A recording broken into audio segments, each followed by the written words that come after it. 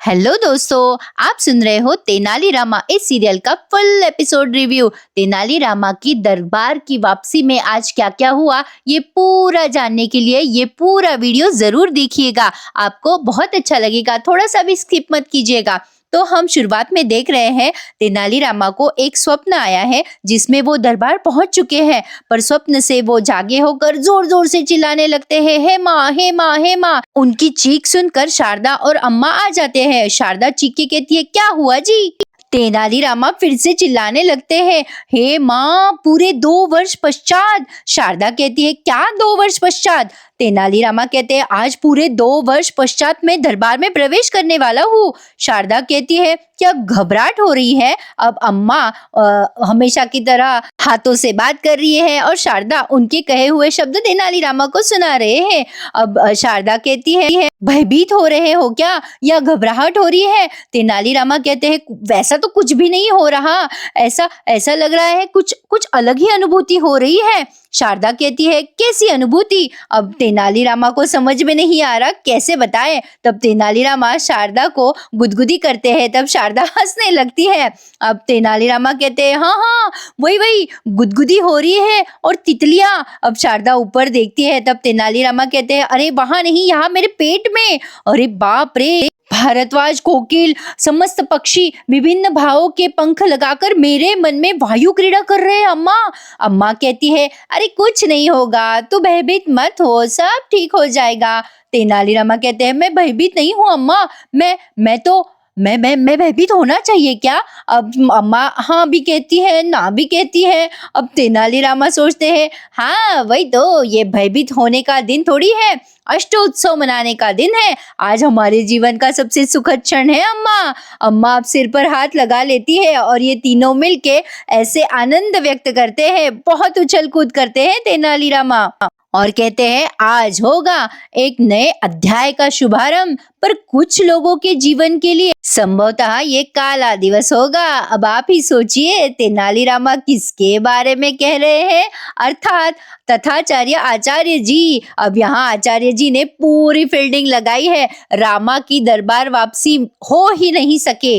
ये क्या, अब सबको लग रहा है तथाचार्य जी धन बांट रहे हैं, लेकिन असल में क्या है वो आगे जानिए दोस्तों। अब यहाँ तेनाली रामा तैयार हो रहे हैं और वहां तथाचार्य जी तेनाली रामा की दरबार वापसी ना हो इसलिए सारे दरबार वासियों को कैसे भड़का रहे हैं, बस देखते रहिए। अब मंत्रीवर ये सब सुन रहे हैं। यहाँ पे तेनाली रामा काली माँ से आशीर्वाद और आशीष प्राप्त कर रहे हैं। आज उनकी दरबार वापसी जो है, वाह दोस्तों क्या एपिसोड दिखाया है आज का पूरा। तेनाली रामा काली माँ से प्रार्थना कर रहे हैं, माँ ये सब आपकी अनुकंपा और आशीष के कारण से ही ये हुआ है।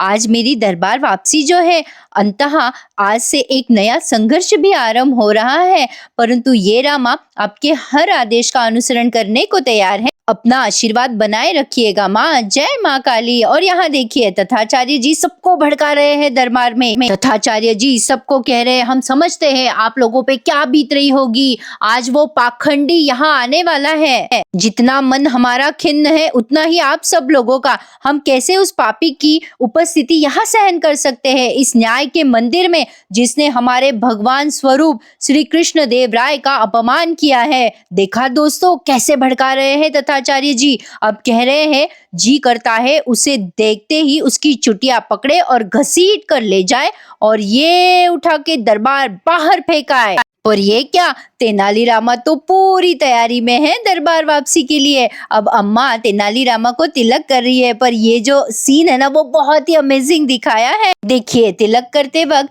गुड़ और दही नहीं होता, तो अम्मा कहती है, अरे दही और गुड़ नहीं है, पर तुलसी के पत्ते में माँ का आशीर्वाद समाया है। इसीलिए अम्मा ने तेनाली रामा को तुलसी का पत्ता भेंट स्वरूप और आशीर्वाद के रूप में खिलाया है। तेनाली रामा कह रहे हैं, अरे तुम दोनों तो ऐसे व्यवहार कर रही हो जैसे मैं युद्ध के लिए रणभूमि जा रहा हूँ। तब अम्मा कहती है, अरे जीवन तो एक युद्ध भूमि ही है, एक और प्रत्येक दिन एक युद्ध और हर नियोजन एक संघर्ष होता है। वास्तविक मनुष्य वही होता है जो जीवन रूपी महान युद्ध की हर चुनौती का डटकर सामना करता है और अपनी साहस से धूल चटाए। तू मेरा पुत्र है, तेरे पास विजयी होने के अतिरिक्त और कोई विकल्प ही नहीं है, तुझे विजयी होना ही होगा। और एक और महत्वपूर्ण बात, अब तेनालीरामा बहुत ही ध्यान से सुनते हैं। अब अम्मा कहती है, चाहे जो भी हो जाए, महाप्रलय आ जाए, पर तू ये बात मत भूलना। अब तेनालीरामा कहते हैं, कौन सी बात अम्मा? अब शारदा कहते हैं, तेरी भोजन की पोटली में सब्जियों की सूची रखी है, आते समय सब्जियां लाना ना भूलना। हे भगवान! अब अम्मा कहती है, अरे तेनाली, हो सकता है दरबार में नियुक्ति के बाद कोई तुझे सब्जियां देने से मना ना करे। तब तेनालीरामा हंसने लगते हैं और कहते हैं, जय हो मेरे घर के स्त्रियों की, अरे जय हो मेरी देवियों। ऐसा कहकर अब अम्मा का आशीर्वाद प्राप्त किया है तेनालीरामा ने। अब अम्मा तेनालीरामा को ऑल द बेस्ट कह रही है, मतलब हमारी भाषा में।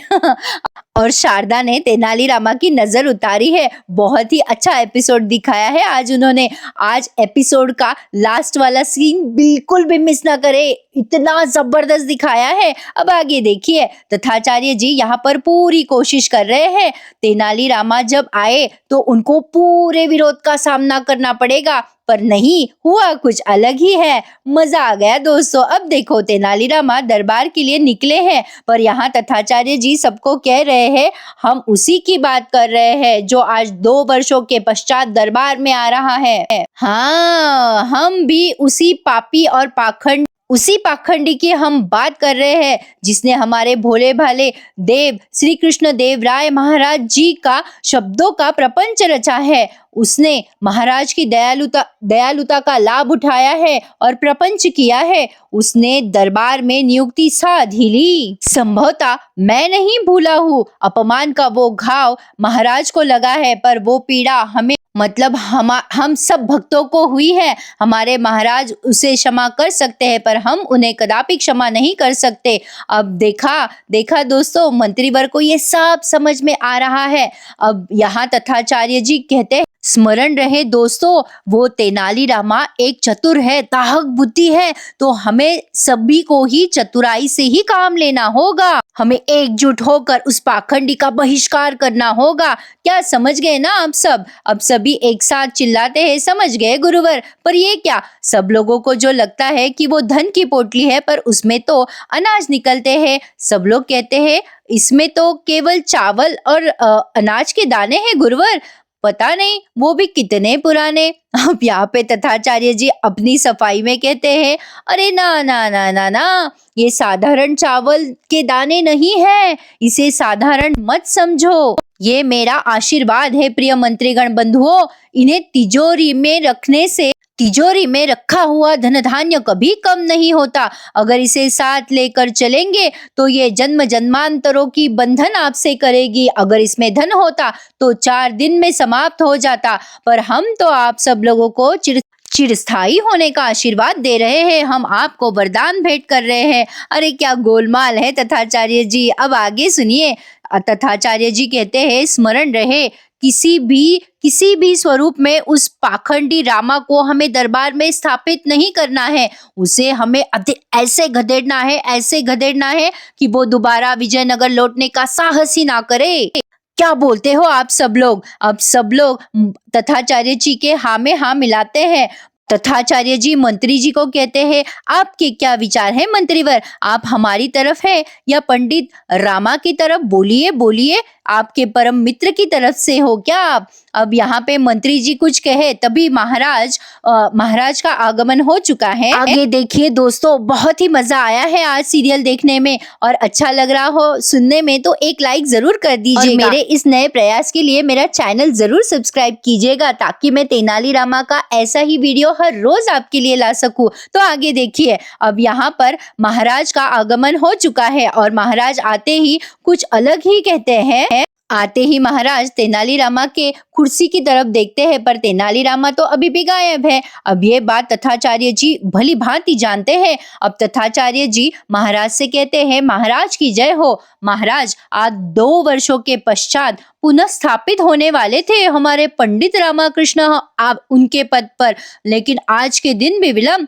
हे भगवान, सदैव के भांति कम से कम आज तो उनको आपके आगमन से पहले दरबार में स्थापित होना चाहिए था, लेकिन नहीं। महाराज की दयालुता, महाराज की महानता का कोई मोल नहीं है पंडित रामा की दृष्टि में। देखा महाराज, स्वभाव है, स्वभाव कहाँ इतनी सरलता से कोई बदल सकते हैं। तब राजा जी उनका पोपट के करते हैं और कहते हैं, आप विराजिए गुरुवर, हमें कुछ कहना है। तब तथाचार्य जी चुपचाप नीचे बैठ जाते हैं। अब आगे देखिए। अब महाराज कहते हैं, हम आगे इस दरबार में कुछ विशेष लोगों को उपस्थित किया है, आमंत्रित किया है। ये सब अपने अपने क्षेत्र के प्रख्यात प्रचलित विद्वान हैं, अनुभवी, ज्ञानी और महापंडित है। ऐसी कोई गुत्थी नहीं जो ये नहीं सुलझा सकते, ऐसी कोई पहेली नहीं जो वे अपनी बुद्धि कौशल्य से सुलझा नहीं सकते। हमने उन्हें क्यों निमंत्रण दिया है? कारण है ऐसी अद्भुत समस्या जो लेकर आए हैं हमारे दरबार के लेखाकार प्रभुचरण जी। प्रभुचरण जी हमारे दरबार के पुराने सहायक है और हमारे लिए परिवार तुल्य है। हम चाहते हैं प्रभुचरण जी हमारे लिए परिवार तुल्य है। हम चाहते हैं उनके अद्भुत समस्या के परिणाम ढूंढने में हम सब उनका समाधान करें और सहायता करें, और निस्संदेह हमारे राजगुरु तथाचार्य जी नेतृत्व में। अब तथाचार्य जी महाराज को प्रणाम करते हैं। अब आगे देखिए, प्रभुचरण जी यहाँ पर पधार चुके हैं। अब उनकी समस्या बड़ी ही जटिल है दोस्तों। प्रभुचरण जी कहते हैं, महाराज, ये मेरी पुत्री है, ज्ञान प्रभा इसका नाम है। निकटवर्ती में ही उसका विवाह संपन्न हुआ, घर परिवार सब अच्छा है। ज्ञान प्रभा और लड़का एक ही गुरुकुल में पढ़े हैं, बाल्यकाल से एक दूसरे से बहुत प्रेम करते हैं। दोनों परिवार इस संबंध से प्रसन्न है, सब ठीक चल रहा था, लेकिन अकस्मात ही एक अड़चन आ गई है। अब राजा जी कहते हैं, क्या अड़चन आ गई है गुरुवर? कैसी अड़चन? मंत्रीवर सभी पूछते हैं और मंत्रीवर कहते हैं, क्या उन्होंने आपसे वरदक्षिणा मांगने का साहस किया? अगर ऐसा है तो बताइए, हम अभी जाकर। तब प्रभुचरण जी कहते हैं, ना ना ना ना, ऐसी तो कोई मांग ही नहीं, लड़कों वाले ने कुछ और ही मांग रखी है। अब तथाचार्य जी कहते हैं, बताइए बताइए, क्या मांग है उनकी? अब यहाँ पे प्रभुचरण जी कहते हैं, उनका परिवार बहुत ही शिक्षित है और स्वयं लड़का भी बहुत शिक्षित है। उनके पारिवारिक पंडित जी का एक प्रश्न है और उन लड़के वालों की एक शर्त है, वो उसी कन्या से अपने बेटे का विवाह करेंगे जो उनके पारिवारिक पंडित जी के प्रश्नों का उत्तर देंगे। अब महाराज, कहाँ नहीं गया मैं उन प्रश्नों के उत्तर के लिए, बड़े बड़े ज्ञानी बुद्धिजीवों के पास गया, बड़े बड़े विद्वान पंडितों के भी द्वार खटखटाए, पर कहीं भी मुझे उस प्रश्न का उत्तर नहीं मिला। वहां पे बैठे बड़े बड़े विद्वान कहते हैं, हम आपको आश्वस्त करते हैं, आप बताइए क्या प्रश्न है आपके, आप आपके प्रश्नों का उत्तर लेकर ही जाएंगे। अब यहाँ तथाचार्य जी फंसे। वो कहते हैं, हम देंगे आपके प्रश्नों का उत्तर, बताइए आपका प्रश्न क्या है। तो प्रश्न सुनिए दोस्तों। प्रभुचरण जी कहते हैं, प्रश्न कुछ इस प्रकार है गुरुवर, 1 से 20 में संख्या ऐसी गिनी जाए जिसमें संपूर्ण संसार का समावेश हो जाए। अब ये प्रश्न सुनकर आचार्य तथाचार्य जी चुपचाप हो जाते और कहते हैं, हाँ, हम कुछ समझे नहीं, हमें समझाकर समझाइए, तनिक स्पष्ट करके समझाइए। 20 तक संख्या गिननी है जिसमें संपूर्ण संसार का उल्लेख हो जाए। अब ये आचार्य जी कहते हैं, अरे ये कैसा प्रश्न है जी? प्रभुचरण जी कहते हैं, अब जो है जैसा है, बस यही प्रश्न है गुरुवर्य। अब महाराज भी सोच रहे हैं, मंत्री जी सोच रहे हैं, पर किसी को इस प्रश्न का उत्तर पता ही नहीं है। तथाचार्य जी तो अपना दिमाग खुजा खुजा के परेशान है। अब यहाँ देखिए, गनी बनी कहते हैं, हमारे तथाचार्य जी खोपड़ी के पूरे बाल सूख जाए तो भी वो इस प्रश्न का उत्तर दे ही नहीं सकते। हे भगवान, आ गई बड़ी मुश्किल। बनी कहते हैं कि अरे, उस प्रश्न का उत्तर देने के लिए तो बुद्धि चाहिए ना, उसी का तो प्रचंड अकाल है हमारे गुरु जी के दिमाग में। हे भगवान, आगे आगे देखो ऑडियंस, क्या दिखाया है आज का एपिसोड। अब राजा जी भी परेशान, क्या करे, कैसे उत्तर सोचे। हे भगवान, अब करे तो क्या करे। अब तथाचार्य जी तो अपना सिर खुजा खुजा के परेशान है। अब यहाँ पे महाराज तथाचार्य जी को आवाज देकर कहते हैं, गुरुवर आप तो उत्तर देने वाले थे ना, क्या हुआ, क्या आपके पास उत्तर नहीं है? अब तथाचार्य जी को कहाँ इस प्रश्न का उत्तर आने वाला था। अब तथाचार्य जी बहुत ही टेंशन में आ गए हैं। तथाचार्य जी कहते हैं, हाँ हाँ जी महाराज, है ना, है उत्तर तो है हमारे पास, लेकिन उसी प्रश्न का सही उत्तर दिया जा सकता है जो प्रश्न सही हो। ये प्रश्न ही गलत है तो उत्तर कहाँ से दे हम महाराज? आप ही सोचिए, भला 1 से 20 की संख्या में संपूर्ण संसार कैसे समा सकता है? देखिए ना महाराज, 84 लाख योनियां हैं, अंतहीन सौरमंडल है, असंख्य ग्रह है, अनगिनत तारे हैं, सैकड़ों अज्ञात अनभिज्ञ संसार है। भला 1 से 20 की संख्या में कैसे समा सकता है महाराज? ये तो संभव ही नहीं है। ये शक्ति तो भगवान शिव के अतिरिक्त और किसी के पास हो ही नहीं सकती। ऐसी बात कहकर तथाचार्य जी ऊपर देख के कहते हैं, है ना प्रभु, हमने सही कहा ना महाराज, संसार में ऐसी एक ही शक्ति है जो अपनी डमरू की थाप पे नचा सकते हैं। हमारे जैसे साधारण जीवों में वैसा सामर्थ्य कहाँ। अब तो वहाँ पे जो लड़की आई है वो रोने लग जाती है, उसे लगता है अब अपना विवाह तो होने से रहा। अब तथाचार्य जी उसका रोना सुन के बड़े ही विचलित हो जाते हैं और कहते हैं, अरे अरे अरे, ये बच्ची तो रो पड़ी। तथाचार्य जी अब उस लड़की की क्षमा मांगते हुए कहते हैं, माफ करना बेटी, इस प्रश्न का कोई उत्तर ही नहीं है। हम तो कहते हैं ये प्रश्न ही गलत है। लेखाकार जी हमें क्षमा कर दीजिए, आपके प्रश्न का कोई उत्तर नहीं है हमारे पास। अब यहाँ पे पीछे से जोर से आवाज आती है, उत्तर है महाराज। और अब सभी दरबार में बैठे बड़े बड़े मंत्रीगण और विद्वान पुरुष पीछे देखते हैं, और ये क्या, यहाँ पे हमारे रामा की एकदम धमाकेदार वापसी हो चुकी है दोस्तों। बहुत बहुत ही बढ़िया सीन है। अब आगे देखिए, इस प्रश्न का उत्तर देने वाले हैं तेनालीरामा। अब जब तेनालीरामा इतनी जोर से कहते हैं, उत्तर है महाराज, सभी लोग पीछे देखते हैं कि कौन है जिसके पास उत्तर है। तब तेनालीरामा दरबार में प्रवेश करते हैं। उनका दरबार में प्रवेश होते ही तथाचार्य जी उनको गुस्से से देखते हैं। अब तेनालीरामा आने से पहले ही कहते हैं, उत्तर है महाराज, उत्तर है एक, वो सर्वशक्तिमान ईश्वर जिसने सृष्टि को रचा है। यह कहकर तेनालीरामा दरबार में प्रवेश कर चुके हैं। क्या सुंदर, क्या बहुत ही बढ़िया दृश्य है दोस्तों। अब सब लोग पंडित रामा को देखते ही रहते हैं। तथाचार्य जी कुछ इस तरीके से देख रहे हैं। अब तेनालीरामा उस प्रश्न का उत्तर देते हैं जो बहुत बहुत ही जबरदस्त है। 2 पक्ष, कृष्ण पक्ष और शुक्ल पक्ष। आगे तेनालीरामा कहते हैं, 3 लोग, 4 युग और 5 ज्ञानेंद्रिय, 6 शस्त्र, वार, 8 कांड, 9 ग्रह, 10 दिशाएं और 11 रुद्र, 12 माह और 13 रत्न, 14 विद्याएं और कलाएं, 15 तिथियां, 16 श्राद्ध, 17 वनस्पति और 18 पुराण, 19वां स्वयं मैं मतलब हमारी आत्मा, और 20 है वही परम पिता परमात्मा जिसे न केवल हमारी आत्मा न कि केवल इस पूरे संसार की रचना की है, अर्थात आरंभ भी वही और अंत भी वही। जैसे 20 की ये गिनती, उसी के नाम से आरंभ और उसी के नाम पे समाप्त। यह उत्तर सुनकर सारे दरबारवासी हक्के बक्के रह जाते हैं। तेनालीरामा आगे कहते हैं, इसी दिव्य शक्ति में हमारा पूरा संसार समाया है। आरंभ और अंत के बीच में हमारा पूरा संसार समाया है महोदय, और उस महान दिव्य शक्ति को इस पंडित रामाकृष्ण का शत नमन। अब यह कहकर पंडित रामा उस परम पिता परमेश्वर को नमस्कार करते हैं, और यहाँ पे मंत्रीवर अद्भुत रामा ऐसा कहकर उनके लिए तालियां बजाते हैं। और एक अकेले मंत्रीवर ही होते हैं जो रामा के लिए तालियां बजा रहे हैं, और गनी बनी भी यहाँ तालियां बजाने ही वाले होते हैं। तो तथाचार्य जी उनकी बड़ी बड़ी आंखें उनको दिखाते हैं।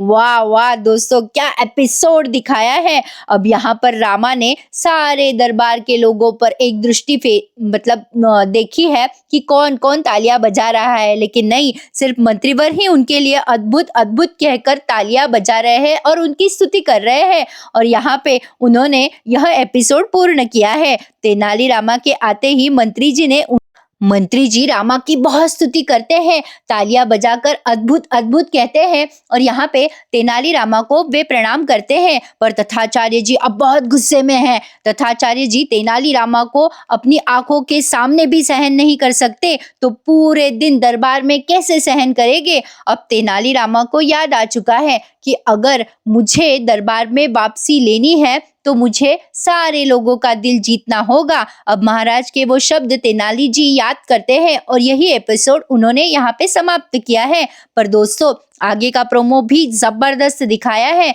आगे हम देखने वाले हैं कल के एपिसोड में ये तथाचार्य जी बगावत कर रहे हैं महाराज के सामने। वे महाराज को कह रहे हैं, महाराज हम इस पाखंडी को दरबार में सहन नहीं कर सकते, एक ही छत के नीचे हम इस पाखंडी के साथ नहीं रह सकते। अगर ये पाखंडी अपने आसन पे आसनस्थ होगा तो हम अपने आसन का त्याग कर रहे हैं। अब क्या होगा, एक तो तथाचार्य जी नहीं तो तेनाली जी, दोनों में से एक ही जन दरबार में रह सकता है। पर यहाँ रामा ने एक अलग ही चतुराई दिखाई है। रामा यहाँ पर फूट फूट के रो रहे हैं। अब रामा की चतुराई क्या है, ये जानने के लिए हमें कल के एपिसोड का इंतजार करना पड़ेगा। कैसा लगा दोस्तों आपको मेरा ये रिव्यू, मुझे कमेंट करके जरूर बताइएगा। अगर हर रोज आपको सुनना पसंद हो तो चैनल को जरूर सब्सक्राइब कीजिएगा। तेनालीरामा इस सीरियल का हर रोज रिव्यू अपने चैनल पर जरूर देखिएगा। अच्छा लगा हो तो लाइक और कमेंट जरूर कर दीजिएगा। कल फिर से मुलाकात होगी, तब तक के लिए